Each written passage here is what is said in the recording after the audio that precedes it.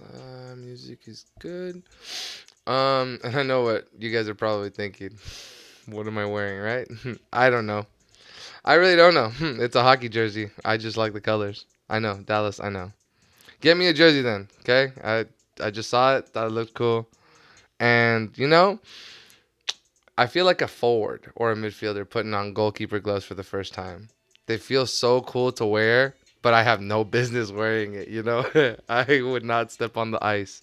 So, yeah. Let me go and adjust.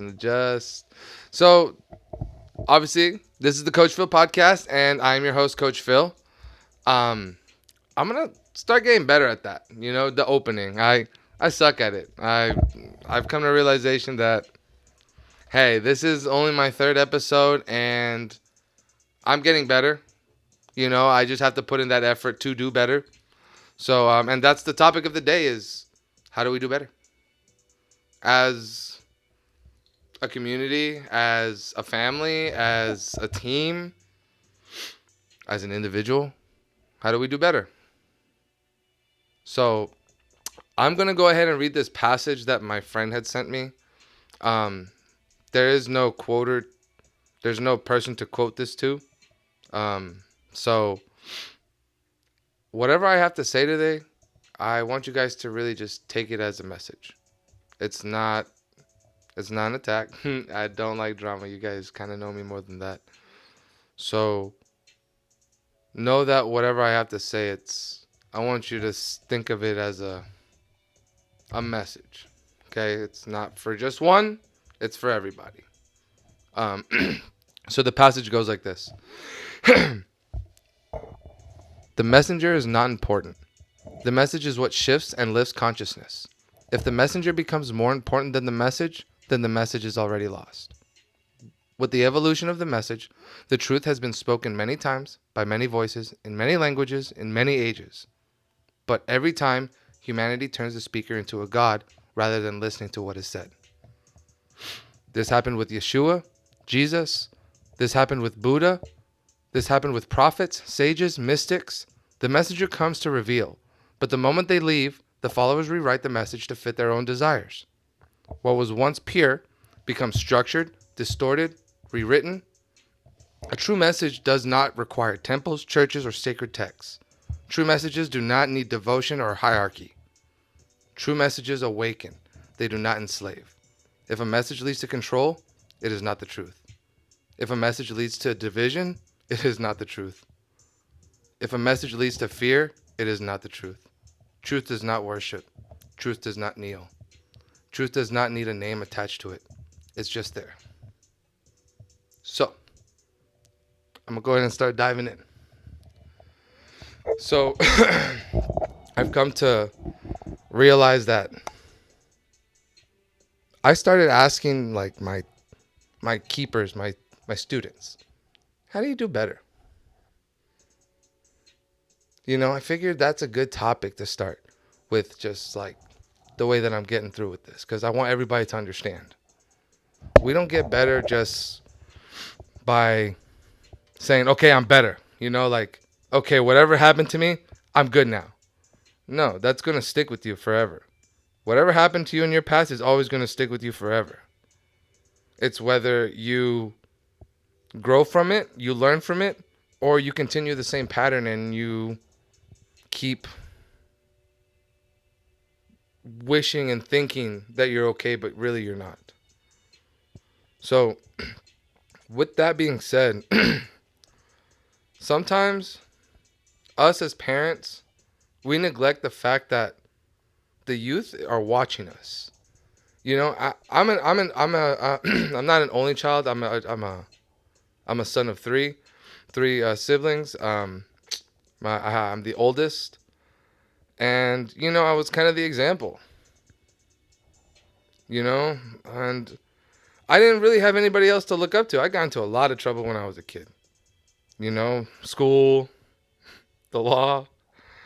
Um, I didn't have that person to, like see things happen to and say like, oh, I don't want to be like that. I was that kid that had to test the waters even though I was told no. I had to try anyways or do it anyways, and I ended up getting into sticky situations. I didn't have an influence. And you guys probably like, well, what about your parents? Well, my parents my parents came from two different countries. So I have to understand that that forgiveness has to be there. Like my mom is from El Salvador. She grew up in El Salvador and came to the States at a late teenage age. And so did my dad. I think my dad came to the United States from Trinidad and Tobago when he was like 19. And immediately his process when people come to America is we have to make it. If not, we got to go back, and we don't want to go back. So they had to do what they had to do, and I had to understand that. Two people coming from two different countries, but with the same kind of morals and visual aspects of what it is to come to America and try to survive. So I understood that. So like I said, I didn't have that influence. So I grew up watching my uncle smoking, my grandparents drinking, my uncles drinking, my cousins drinking, my cousins smoking. Like I grew up and thinking like those are my older influences. Those are the people that I got compared to, like regardless if they were smart or not. I got compared to them, and it's like, okay, well, if David's doing this, well, I'm gonna do it too because mom says that I should be more like David, and then so it's like you see what I'm saying? It's like those are like she's looking for the influence for me too. The influence comes from your own parents, man. My son, he like I adore how much my son looks up to me because he understands that I'm happy with my life. He understands that nothing can fuck with me. Like literally nothing can fuck with me. Nothing can hurt my feelings. Nothing can break me. The only thing that can break me is if they get taken away from me, which I don't see that ever happening. So really like having that standard, like looking up to you, like having my son look up to me and know that I don't smoke, I don't drink, I follow the law, I do the right thing. You're going to get your child to do the right thing too. I'm teaching my son what not to do that I did as a kid. And I'm trying to like scratch my head, like after coaching, not just goalkeepers, like all my goalkeeper parents, congratulations. You guys are like the best because it's only one position. We all understand each other, and I have nothing else to say about that. But when I coached club in high school, man, different parents, different philosophies, different teachings, different attitudes and manners. Like, man, I remember my first year of coaching high school. I never had a player talk back to me ever. But they talked back to me, and I mean, obviously you don't fuck with Coach Phill, right? You're just gonna run. But then they started giving me attitude, and I started getting emails from parents like, why this and why that? Why is my daughter running? Why'd you make her run? Well, your daughter mouthed at me. Well, she would never. Well, she did. And you see, and that's the thing. You guys will defend that. Some parents will defend that, and it's like, bro. Like, can you understand? Like, ask your student, well, why'd you run? I don't know, the coach doesn't like me. How is that still a thing to some parents? That's something that we used to say to our parents. Like, the teacher just doesn't like me. The coach just doesn't like me. No, she was a great student, great midfielder. I thought she had great potential, but her attitude sucked. Like she came to practice, like always needing to pee and leaving practice for however many minutes to go be on her phone. You go and catch her, she's on her fucking phone. Attitude suck. Make you run. Boom. She goes and tells her mom, Coach made me run all practice. Why? Why? Ask her why. And if the only reason you can get is, oh, the teacher doesn't like me, no. And if you're feeding that, man, that's got to stop. Because you're giving those kids the fuel to continue to act like that when they go to school, when they grow up. Oh, my mommy and daddy will always defend me. No. No. No, no, no. So I'm going to go into like the smoking topic, right? Like I get a lot of kids that are like, telling me that kids are sneaking vapes into schools, and if they get caught, they got to go into like this juvenile school. It's called special programs here in Dallas, Plano area. It's called special programs. And well, how do these kids get a hold of it, and how do these kids feel like it's okay to smoke? There's got to be a certain influence there. There can't be just some teenager because there is some teenager out there that's like, here, hit this. Well, where did that teenager learn from? It had to start from somewhere, right? It didn't just start from some kid. Some adult had to have started it, done it in front of them, made it seem like it was okay, and then they go ahead and pass it on to Johnny and Jimmy and Bobby and Lou, and then now the whole thing, and now it's a spread. And now you get people wanting to smoke here and there. You get underage smokers. I've had a kid, I've caught a kid, what was it, maybe 6 years ago. His name was Francis. And, well, he was like, I'm going to do some extra laps here at the field. So, okay, cool. I forgot my ball bag. So I left and I looked at my rearview mirror. I didn't see my ball bag, so I had to turn back around and get my ball bag. Ding dong, didn't even realize that I had gotten there, and he's puffing away at a cigarette. I'm asking him, where the hell did you get that? Well, I got it from my dad's cigarette box. I was like, don't lie to me. Let me see if you got more cigarettes. I was like, show it to me, because if not, I'm going to call your parents. I never snitched him out. But to that day, I hope, bro, you have stopped smoking. Because I did tell him, he didn't even finish it. It was maybe a third, maybe less than a third smoked. He didn't even get maybe 2 or 3 puffs out of that. And I came and rained down his breath. I was like, dude, look down there. What did I forget? He's like, damn. I was like, regardless, I would have caught you. I said, so what are you doing? Well, I've been stressed at school. I was like, so this gives you a reason to smoke, bro?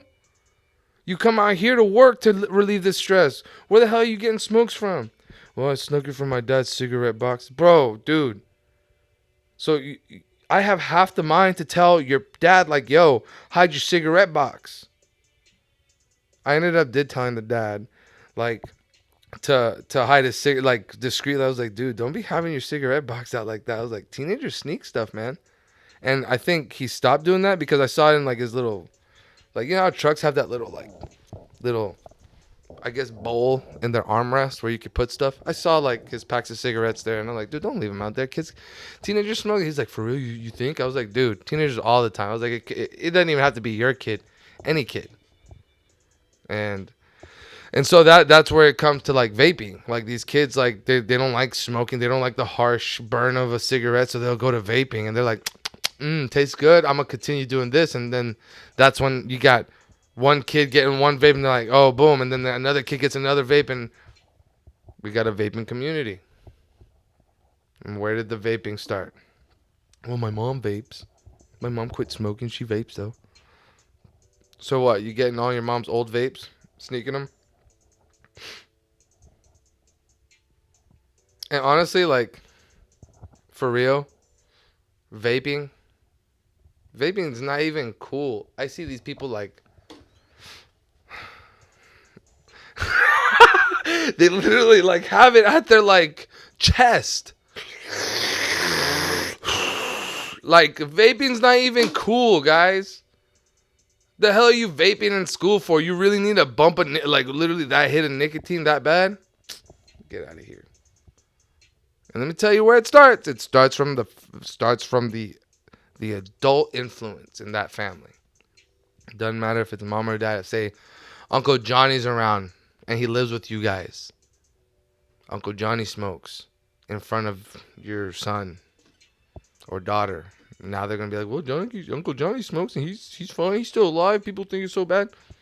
Boom. And then they try and then they get hooked. They like it. So I have this one parent who all parents are going to name anonymous. So if I say a story, trust me, I'll come to you first. I have this parent that he is a smoker. And again, I don't care what you guys do outside of training. It's like work. Whatever you guys do outside, as long as you take care of your kid and bring him back to train the next time, I am okay with what you guys got going on. But when you guys do it in front of me, no, that's when we got a problem. Okay?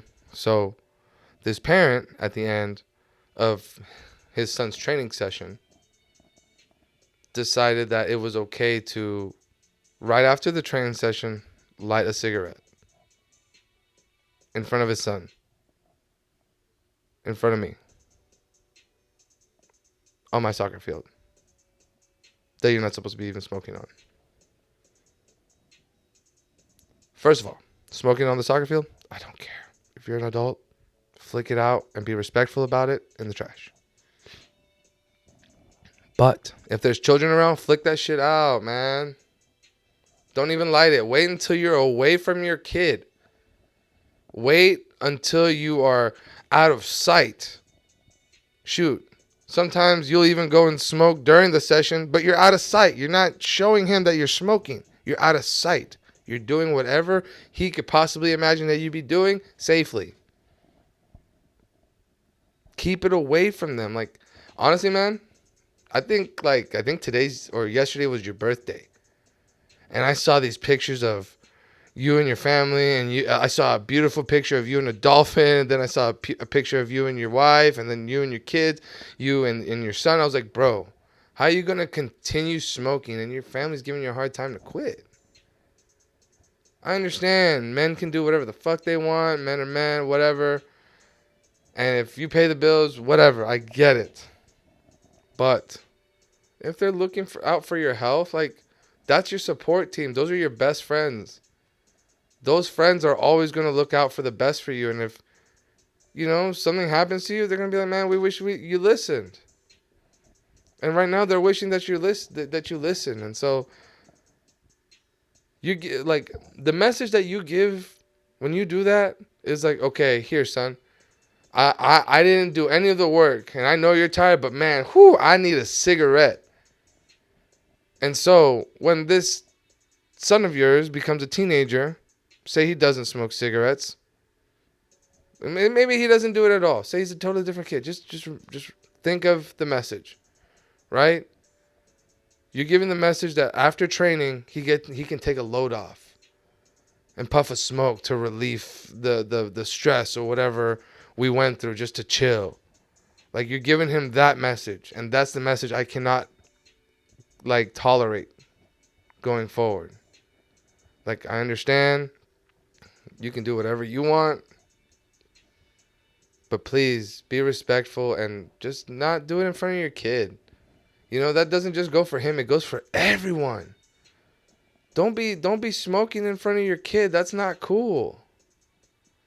So understand that they're watching you do things that the schools are saying don't do, and then you're doing it in front of them anyways. So it's making it look like it's okay. That's the message that I'm trying to get forward. Like, they're looking at you, and they're making it seem like it's okay whenever you're doing it. It's not okay. I had this mom that used to be a drinker, or I don't even know if she is or not. I stopped communicating with this person just because I just didn't want to be a part of it anymore. She has an 11-year-old boy or 10-year-old boy, and she gets drunk every day. And this kid's an outstanding kid, smart, respectful, and honestly, he's watching his mom. He's watching his mom basically drink her day away. And then if he does something wrong, she gets aggressive with him. And it's like, dude, that's not fair. I can't be around it because, one, I can't say anything. That's not my child. Two, I got to let her work it out with him because he's got to tell her, because she's never going to listen to somebody else outside. She's got to listen to the inside. You're letting your vices take control of you, and then you push your own vices onto your kids. And then your kids are doing this growing up, and it's like, bro, why? Some of y'all don't know this, but I used to be a really bad smoker. I used to smoke like 2 or 3 packs like a week. I was about to say cigarettes, but packs. I used to smoke 2 or 3 packs a week when I worked in the semiconductor industry. I had gained a lot of weight, and I smoked like a chain smoker. If one didn't feel good, I smoked another one, and then another one. And then I gotta go buy another pack on my way home because I don't want to buy a pack in the morning. And then smoke 2 or 3 on my way home. And then air out my car, making sure my car doesn't stink because I don't want my car to smell like smoke for my students to smell. Dude, I had to go through all that stress of hiding, smoking cigarettes so I don't portray that image onto you guys. And I got so tired of doing this hiding, I was like, fuck it, I'm done. I can't. Because if these kids see me smoking, they're going to be like, how the fuck am I going to get trained under a guy who can't even take care of his own lungs? How am I going to get trained under this guy that looks like he's 300 pounds? Like, come on. Like, you guys find change so bad and letting go of these bad things so bad. But when it's for the kids and for the influence and for the message, it's all worth it because these kids end up becoming better than you. Don't we want our children to be the best representation of us? I want my kids to go out to school or go to the mall or go to the movies, go anywhere that they want to go and be the best representation of where they came from, where their roots side, where they learned all their values and show their best side of themselves. And those best side of themselves are the parents. So if we're doing these things that the schools are telling them don't do and we're doing it in front of them, we're allowing them to think it's okay. I stopped smoking for all the children that I train. From 7 to 25, I stopped smoking for all those kids. I can't say I stopped drinking. I don't even drink. I'm allergic to alcohol. So, boom, you don't even get a drinky. You don't even get a drunk coach. Like, I don't even drink. So, and you know why? You know why I'm allergic to alcohol? Because I drank so much during my teenage years, going to prom and homecoming and having parties with my friends, that my liver cannot process it anymore, and it comes through my pores, and it gives me hives everywhere around my body.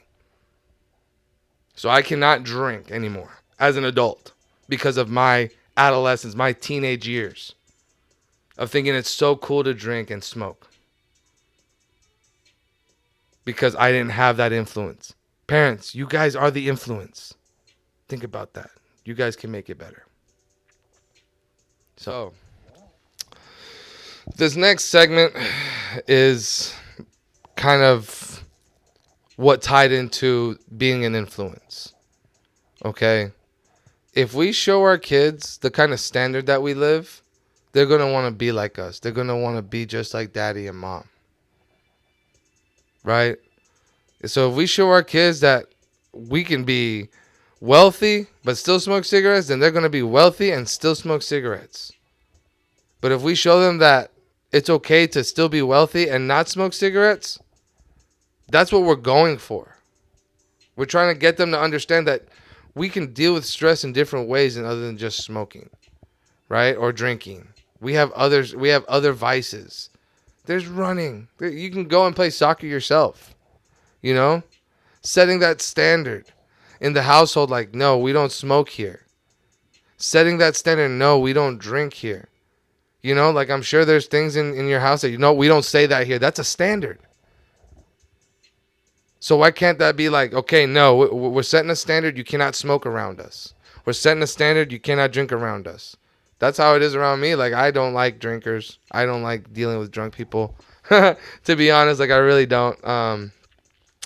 So I set that self as a standard for myself. So if I see that there's just a bunch of drunk people in a room, I leave. I set that standard for myself, like, honestly. And it doesn't even have to be like things to do. It could just be like to make you a better person. Like, say you want to go to the gym. That's setting a standard for yourself. You know, like you want to go to the gym 3 times a week.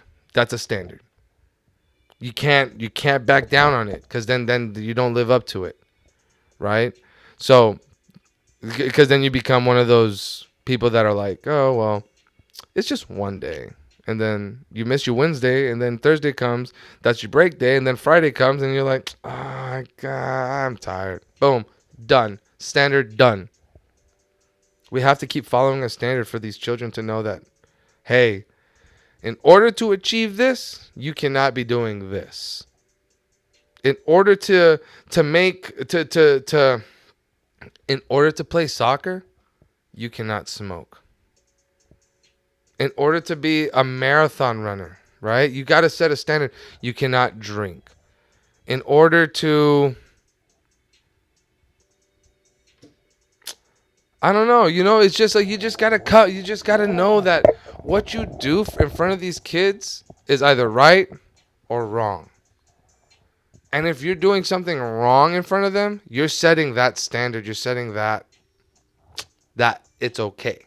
I can do it too. So I have another passage that I dug up from Instagram. It was actually a video that I saw. I didn't know the guy's name. It was on one of those like motivational pages that they got going on. Um, and it goes like this. See, I'm gonna turn off the music for that one. It goes, I wake up at 5 a.m. and run every morning. It's not because I like running. I actually hate running. And I hate getting up early even more. So if I oh man, I typed it wrong. God. Okay, I'm gonna do my best again. Try it again. I'm gonna do my best. I'm gonna do better. Check it out. I wake up at 5 a.m. and run every morning. It's not because I like running. I actually hate running, and I hate getting up early even more. So I'm starting the day by building a non-negotiable standard for myself, which I've come to realize is the only way we can ever grow and improve. When the people say no one's coming to save you, they're not talking about how no one's coming to help you reach your goals. They're talking about how no one's coming to save you from yourself. Because without standards, we always lose direction and we always fall back into our lowest automatic system. Binging, procrastinating, clinging to comfort, and worst of all, losing the desire to change because it's too difficult and discomfort is too distasteful. So when I'm out here in the morning, it's not about mileage, it's not about pace, it's not really about creating a rhythm. It's creating a certainty in a world of uncertainty for how I want to see myself throughout the day.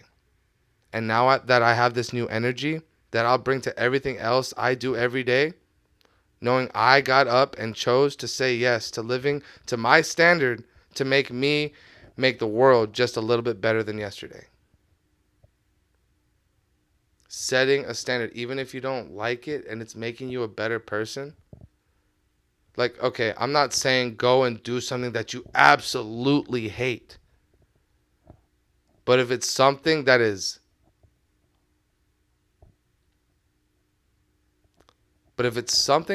going to benefit you in the future, whether it be running, whether it be getting up early in the morning, period,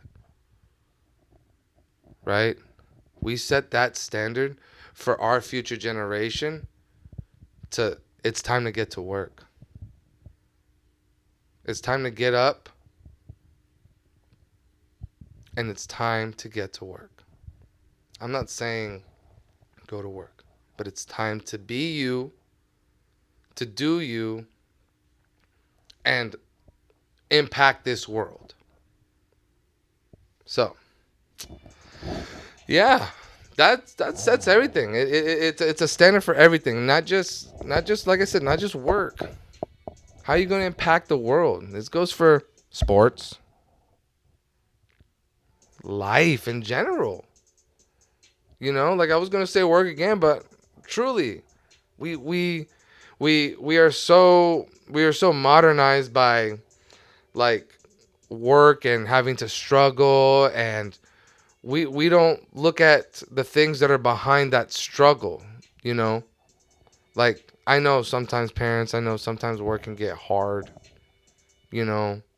and we lose ourselves a little bit, and we get stressed, and we, that term, like we don't even know who we are anymore, or I don't even feel like myself anymore. We get that. Like, that's a normal thing.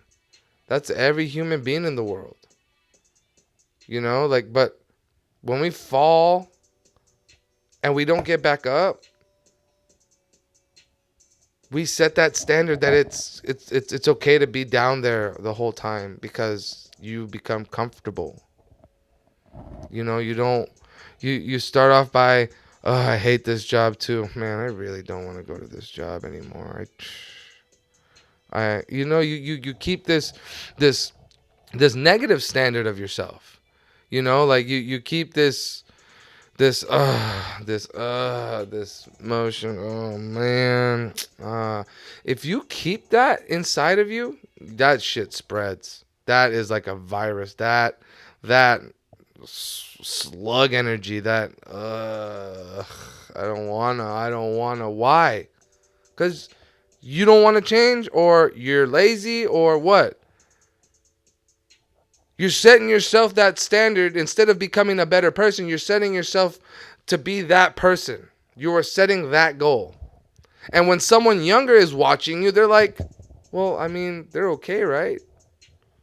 And then they go into school. Ugh, I hate school. Ugh, I don't even want to be here. Oh, how many times you guys heard that one? Right? You guys don't realize that they listen to us as well. They don't just see us, they listen to us. So when we standardize the way that we move in life, they're going to think that it's okay to be like that whenever things get tough. No, it's not, because whenever not being at a slump isn't for everybody. Not everybody can get themselves out of it. They become so standardized with it that they just go with the flow with it. They just keep going with it and hoping that it's going to get better just because it's life and you think anything can happen. No, you got to change that. If you're done looking at Bobby, the first thing that you walk into your building, okay, then look at your phone. Don't let that be the first thing to ruin your morning. Look at your phone. Do something else. Standardize a positivity thought process to where you can stop victimizing, because a little bit of it is victimizing. Like whenever you're like, ugh, I hate this job. Why do you hate this job? Well, Kathy doesn't like me. Why doesn't Kathy like you? It's like it's a whole bunch of questions. It's a whole bunch of stories. Just let go. Just don't even worry about it.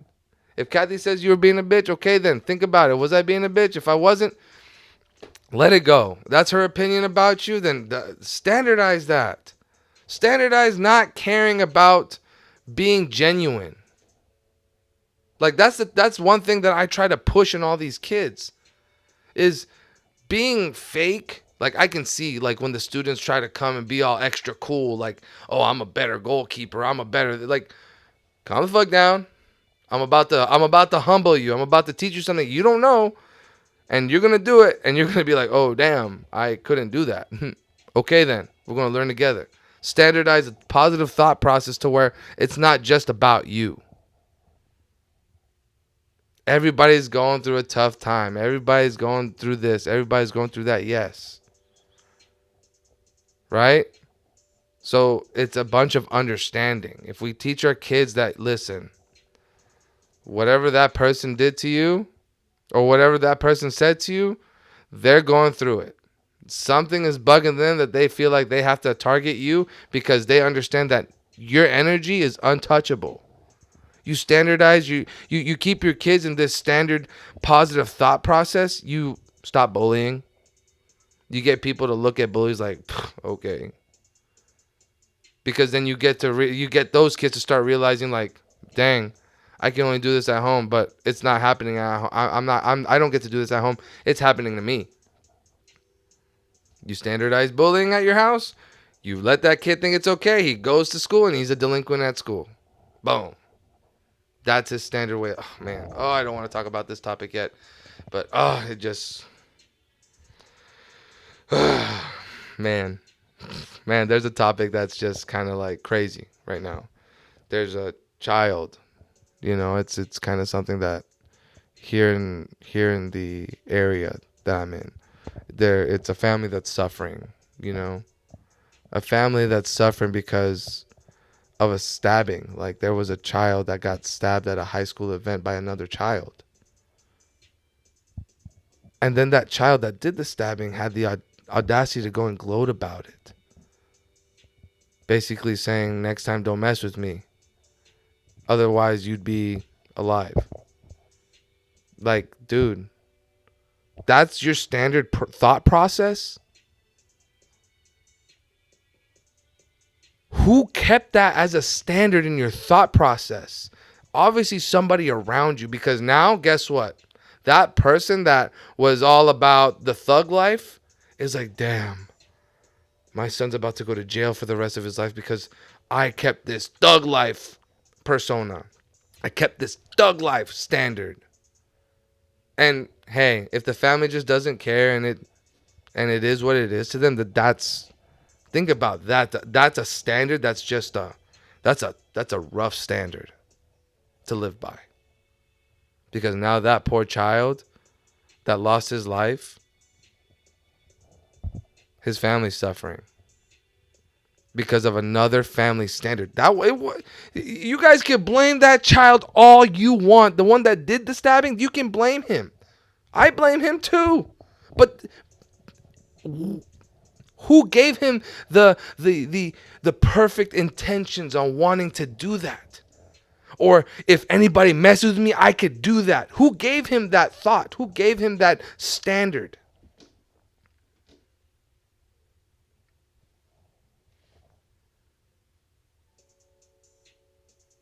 You guys can blame the kid all you want, but he learned it from somewhere. He learned it from somebody higher than him, older than him, an influence. It's sad. It's sad that's you see what I'm saying? Now you guys got hit with this real standard. Like that's someone's standard way of living. And it's okay that they're probably going to like he was gloating about it. Like he doesn't care. That's their standard. So we live this standard in front of their face and they go and they project it for us. And then now they're in deeper shit than probably we have ever been in. So a standard and doing better with that standard starts with the adults. It doesn't matter if you have kids or not. It doesn't matter if you have kids or not. Men that smoke cigarettes out in public. You see children, put it down. You can smoke it. Just if you're passing by, just put it down. Be respectful. Like in California, when you smoke weed in California, you see somebody, put it down. Put your weed down. Put your joint down. Be respectful. Show them that, hey, yeah, we're kind of ashamed, so don't look at this. Don't look at what we're doing. You do you, kid. You do you do you. Don't do this when you're, and then let them go. Like, guys don't have to keep puffing in their face and secondhand smoke. That's a thing. Like, why are we doing all that? We let that standard set in. So, I got a few things that I typed up, and it's like, how do we set a standard? There's different things. Yeah. First of all, setting a standard is willing to accept sacrifice. When you sacrifice, you are living up to a certain standard, saying that this does not serve me, this does not live to my potential, this does not fit my standard. So I'm going to eliminate this from my life and I'm going to do better. And when does that start? How do we start that process? That brings me to my other point. You have to be the one to want to start. You have to want to start. You have to look at yourself in the mirror and say, what doesn't serve me? What doesn't make me grow? What doesn't fit this goal that I'm trying to achieve? Sometimes it's friends. I got told whenever my great grandma told me, she's like, friends will take you, but they'll never bring you back the same. Hear that one. Friends will take you. Friends will say that you're friends, but when they're done being your friend, you never come back the same. Think about that, right? You gotta set a standard for yourself to say like, okay, this person's not my friend. I gotta eliminate this friend because I'm trying to get somewhere, and all they want to do is party. All they want to do is this. All they want to do is that. I don't want to do that. I want to go to this. I used to play the violin. Say, I want to get into this music school or this music program, but it's the same night Kathy wants to go drinking. Nah, I got like, and then you start to realize wants to start being your friend. Why? Because you have a higher standard now, and all she wants to do is party, and that's no longer a standard for you. So you really got to look at yourself in the mirror and realize, does this fit me? Does this serve me? Does this make me a better person? Does this help me do better? Right? I'm tired of seeing like people try to like talk to the kids on why are you being bad? Like, don't you think that you're stressing out your mom? Yeah, but okay, I understand. But there's a persona somewhere in their life that is making that child act upon that. You know, like, and then you have to understand, like, well, they're watching you, and you can let that person know that's that bad influence. You're gonna be like, let me tell you something. They're watching you. And if you want to do that, continue to do that, because then that's what they're going to think that's what you are. You know, because say you're divorced, that other parent that you're primarily with, they're going to tell you like, listen, that's just how he is, and like that's your other parent. You just got to accept them for who they are, and from there you teach them how to just love and accept from within. Like, okay, that's just how my mom is, or that's just how my dad is, but that's not how I am. Learn that standard that you're looking at isn't the best fit. You know, like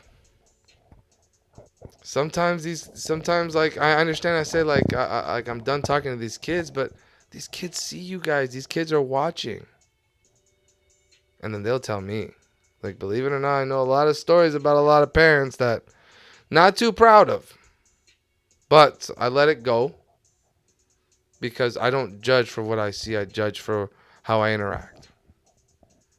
Right? Um, but yeah, you know, like I see Dr.Phill talking to all these kids. Like, I'm not gonna talk to kids like that no more. You know, the world's got a Dr.Phill. Well, now guess what? You guys got a Coach Phill, and I got 2 motherfucking L's in my name. So I got 2 L's in Phill. So, but yeah, I just, you know, I can only talk for so long, and I can only try to throw my philosophy on this for so much, you know, but we got a big generation coming up. We got kids that are like so effing smart, man. Why are we going to continue this worldly generational curse by allowing kids to see bad within us that we're supposed to help them bring and to be better versions of us? These are our upbringings. So why not be the best versions of yourself for them to be the even better versions of yourself? Because that's going to multiply. And then that becomes a new generational curse. Okay? That becomes a new generational standard within your family that will go on and on and on. And that's how we become peaceful within each other. I'm not saying go and be peaceful with your neighbor. It starts within the home. Know what you're doing around your kid. Know what you're doing is wrong. Change. Do better. You're the adult. You're the one who needs to change. You're the one who needs to get the discomfort out. Not them. They don't need to feel discomfort every day. You do. If you know that you're doing something bad around your kids and you want them to do better, okay then. Go through the discomfort. You want to change and you feel like it's in you? Okay, then. Everyone's got that dog in them. Just got to let them out the cage. Got to let them sniff around. Let them roam free. Let them know that the whole world isn't out to get him. Let him know that there's a different standard of living. But if you live as a good boy. You know? Like, you don't bite people. You don't bite the hand that feeds you, right? That's a lesson. You know? You don't sleep where you shit. You don't eat where you shit. Like, you see what I'm saying? Like, I know I'm talking about a dog, but these are life lessons. So, with that being said, I'm going to close out. You know? Like I said, there's only so much I can say about what I think. Again, I'm sorry, and I hope the family that is suffering accepts my condolences. And the city has you. The city cares about you. The city has your back no matter what. I see the post every day. The city's got you guys covered. You guys are blessed. And before I go, I want you guys to go ahead and check out my website, cpgkt.com. There you'll find my camps. You'll find out information about me. You'll find out information about what I do. And if you're not a goalkeeper and you don't want the training, fine. I got plenty more out there. I got my Spotify out there where you could go ahead and listen to me on a daily if you need to. I know I'm super late on this episode, but this tragedy happened. And I feel like I had to talk about it because, you know, that was that poor boy's standard way of living. And now, so whatever's happening is happening now. And yeah, I'm on YouTube, the Coach Phill Pod, and on Spotify, the Coach Phill Podcast. You guys can check me out there. You can also follow me on Instagram at CPGKT. You can also find me on Facebook. But yeah, guys, for real, we gotta start doing better with this youth. Like, we gotta start doing better with our own youth. And coaches, I know you have a respect, like as a respect, but don't be afraid to speak up. I'm not afraid to speak up. I'm not afraid to talk shit. As long as the shit that I'm talking is real. I don't poop fake shit. So, all right, guys. Well, Coach Phill out. And as always, wait, hold on. As always, stay locked in. Now, Coach Phill out. Boop.